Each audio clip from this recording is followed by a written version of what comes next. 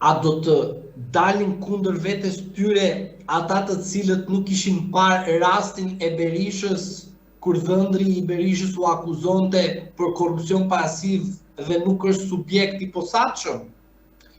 Do më thoni ju, në rast se ata do binë në kundërshtim me masat e sigurisë që kanë thënë vazhdimisht mos pranim rekursi nga mjeset deri në darkë.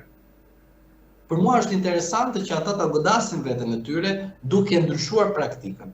Por edhe nga ana tjetër, mua do të ishte interesante që mos të apranojnë, pra ta rrezojnë, të mos bien dakord. Pse? Se pikërisht del ky vendimi këtu.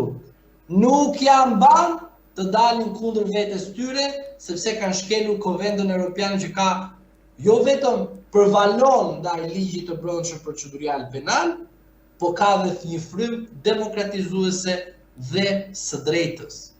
Sepse pse duhet të merrte për shemb për Gëllçin, gjykata evropiane një vendim protiv. Thoshte ai, po jo në Lerad do rrit me Gëllçin. Po pse? Sa ajo gjykatë thotë më fal. Unë duhet të shikoj mbi këto prova që ka dosja, që në të gjitha dosjet të masave të sigurisë ta keni parasysh, si është rasti Gëllçi, për të gjithë njësoj janë. Pra, copy-paste vendimin gjykata vendos. Pra, copy-paste. Vendimet janë copy-paste. Merrni çdo vendim. Merrni se si Panda ka vendosur, kujdes, këtu ka një gjë shumë të rëndësishme, se si vendoste zoti Panda ndaj zotit Berisha. Dhe çfarë bëri gjykata evropiane, i tha, "Por zotrin, hajde më sillni pak të dhënat, si ka mundësi ju të gjykoni edhe dhëndrin, edhe vjerrin?" Mirë.